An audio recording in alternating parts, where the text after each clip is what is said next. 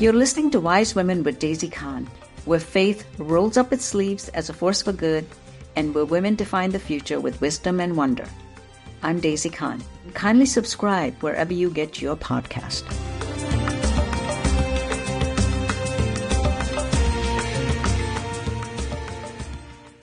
Okay, listeners, today we are continuing our conversation about Ramadan, and we're going to explore the night of power called Laylat ul-Qadr, which is when the first verses of the Quran were revealed to Prophet Muhammad. You already heard about that in the earlier segment. It was through Angel Gabriel, and this event marks the beginning of Prophet Muhammad's prophethood. So I am joined again by Imam Feisal Abdul Rauf, who gave us an explanation of Ramadan. And so, Imam Faisal, welcome back. Thank you very much, Daisy. Okay, so I would like to start with this divine encounter and the spiritual experience of Prophet Muhammad and how he received this divine guidance directly from God through Angel Gabriel. I mean, he was not a prophet at this time. How old was he? What was he doing in the cave? And what happened? Well, the prophet, was around 40 years old at that time, but he began to think and contemplate a lot about life and issues of that kind. And he would go to this cave on the outskirts of Mecca called Cave Hira, and he would go there for a few days or a week or 2 weeks at a time and just contemplate over there. It was on one of these visits where he went to meditate on things in the month of Ramadan that the Archangel Gabriel appeared to him, embraced him, and commanded him to read or to recite Iqra in Arabic. And the Prophet said, "Ma ana biqari." I'm not a reciter. The Prophet couldn't read or write. So he repeated this command 2 more times and then recited the first 5 verses of the Quran. Iqra bismi rabbika alladhi khalaq. Read or recite in the name of your Lord who created. Khalaq al-insana min alaq. Created man from a clot. Iqra wa rabbuka al-akram. Read and your Lord is the most noble. Allama al-insana bil-qalam. Taught humankind with the pen. Allama al-insana ma lam ya'lam. Taught mankind what mankind did not know. So the Prophet was very shaken by this experience. He rushed back home to his wife Khadija, and he was shaking and trembling. And Khadija embraced him and comforted him and tried to soothe him. But from my experience of spiritual emergences of this nature is that when a person has this spiritual opening, he or she feels a very powerful spiritual energy. And this energy can make you tremble. And this is what the Prophet went through. It is a spiritual emergence, the disclosure of God in the consciousness of the Prophet. The word literally coming down into his body. Yes. The spiritual energy coming from God through Gabriel into the Prophet. So I believe that the embrace of the Prophet was a transmission of this divine energy to the physical envelope of the Prophet. This is why he was trembling and shaking a lot. So that's what happened to the Prophet. So imagining the emotion and the responsibilities he must have felt at that time, what did Khadija do? She trusted him, she believed him, but how did they figure out that this indeed was a revelation? Well, Khadija comforted him. He said, you're a good person. God will not let any harm come to you. Then she checked with a cousin of hers, Naufal.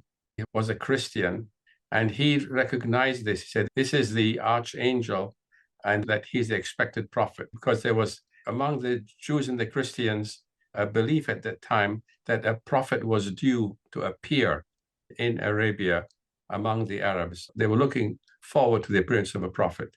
So he said, this is the one that was expected.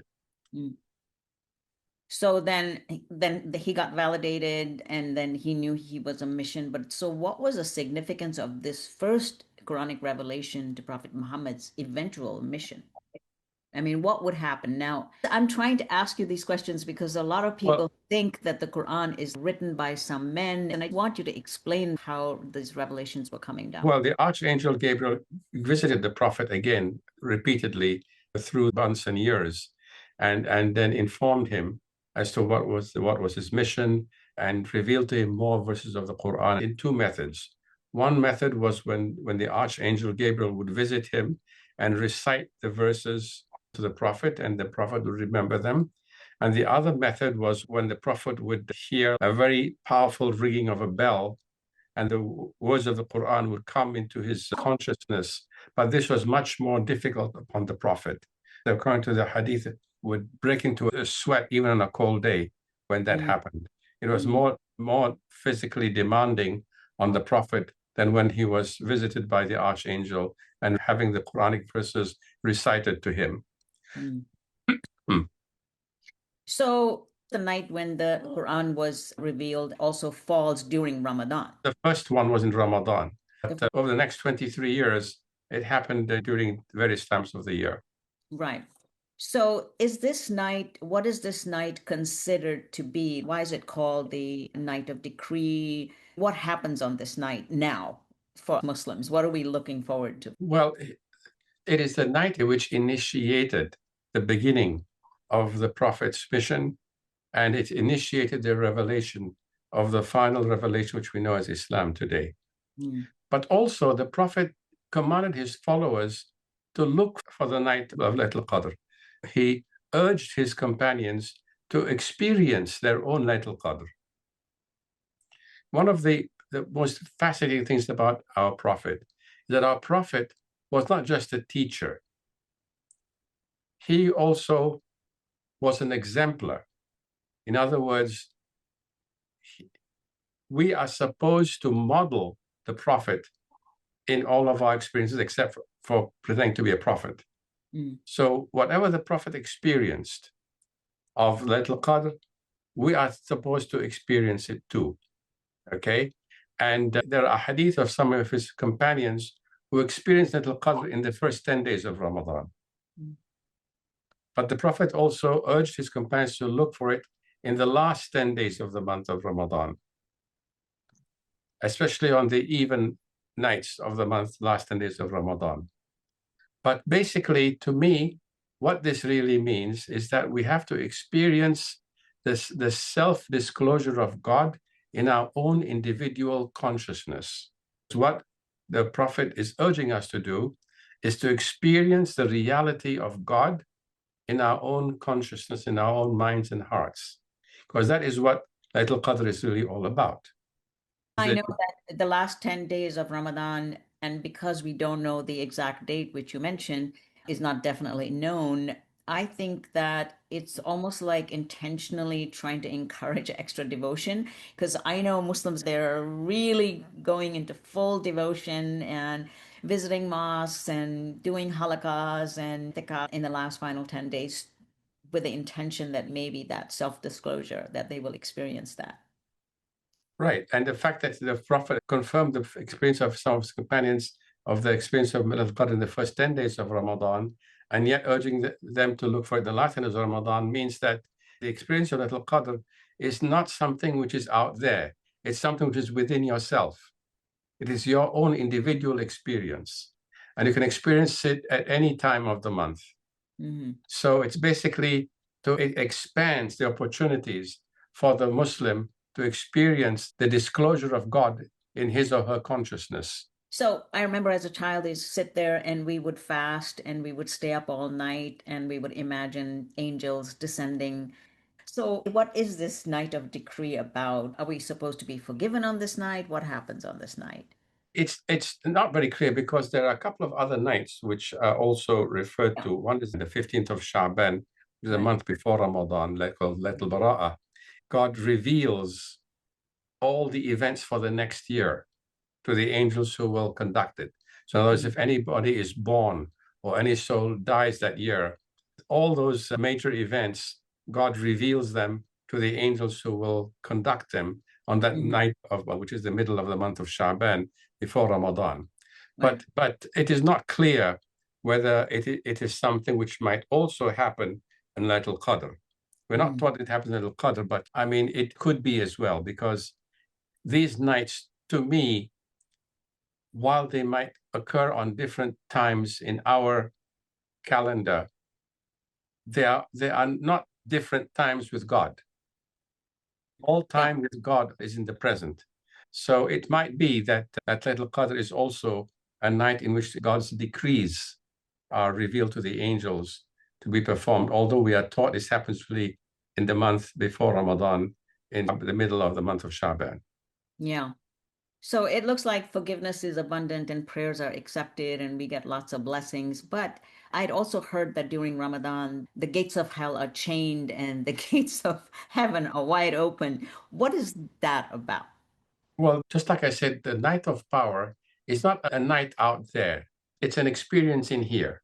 So, similarly, the chaining of the gates of hell and the opening of the gates of heaven are something which happen as a result of our actions. Mm. It means that in this month of Ramadan, God is more forgiving. He provides amnesty to hundreds of thousands of souls. That is why we should have the intentionality to win God's amnesty, as is one of the items on our Ramadan shopping list. We should look for God's mercy, His forgiveness, by fasting sincerely, by experiencing the joy when we break our fast.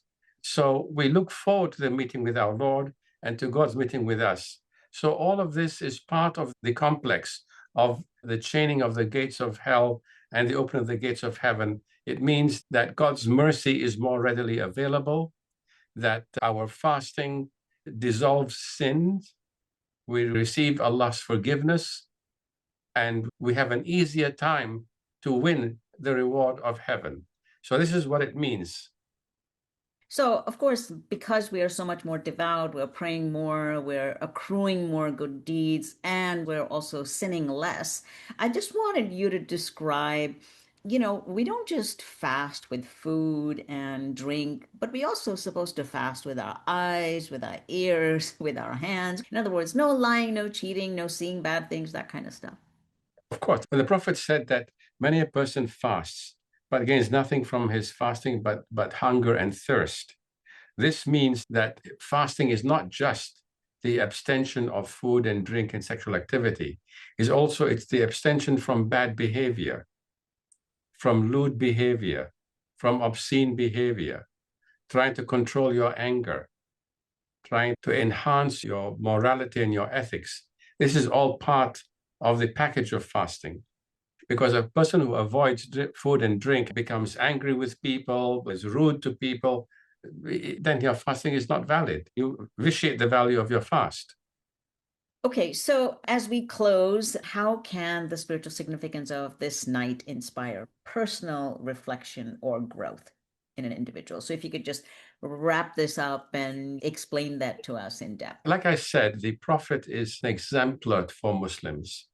And the challenge we have as Muslims is that the Prophet represents the bar that we try to reach. We may not appreciate it perfectly, but we try to come as close as we can to reach the model of the Prophet in our behavior, in our morality, in how we interact with our families, our spouses, our children, our parents, our employees, and with human beings and with the animal kingdom.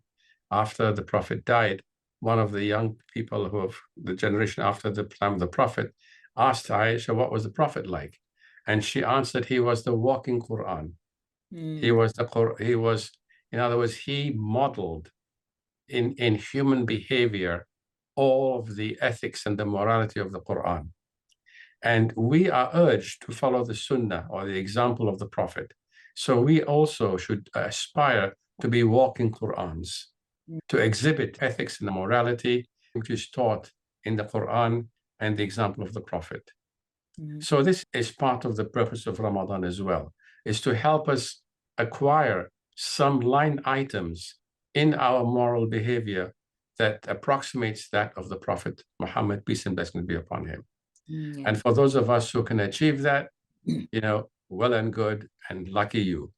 Well, I want to thank you very much, Imam Faisal, for illuminating us with these beautiful thoughts and these reflections, and especially to inspire people to really go on their own spiritual journey. And this is a perfect time. Ramadan is here, and the more we can find this night of power within our own self and let those inspirations descend into our bodies, the better off we will be as human beings. Well, you're right. The process of fasting every day for 30 days is a journey.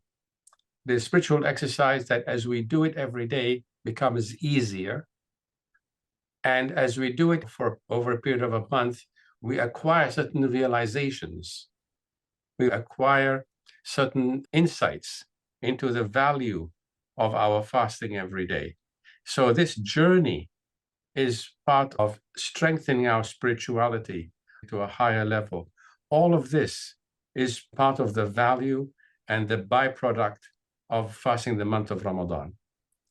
And I congratulate those of your audience who are fasting the month of Ramadan on embarking on this journey, and congratulate them in advance on having acquired the spiritual fruits and benefits of having fasted the month of Ramadan.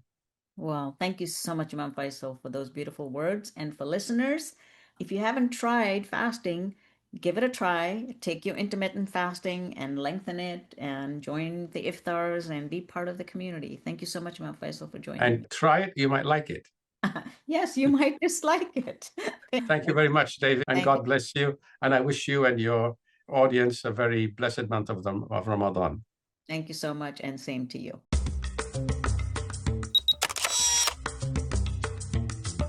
Thank you for joining me on Wise Women. If something stirred in you today, don't let it stop here. Share this episode with someone who needs it. Reflect on what resonated for you, and definitely plant one seed of change, however small. Remember, you do matter, and your actions have a ripple effect. But none of us can rise alone. To explore more resources and ways to get involved, do visit my website, daisycon.com. And don't forget to subscribe, rate, and leave a review, because every click is your way of amplifying this message to others. Wisdom isn't just heard, my friends, it's lived. So let's live it. Until next time, stay wise and stay rooted.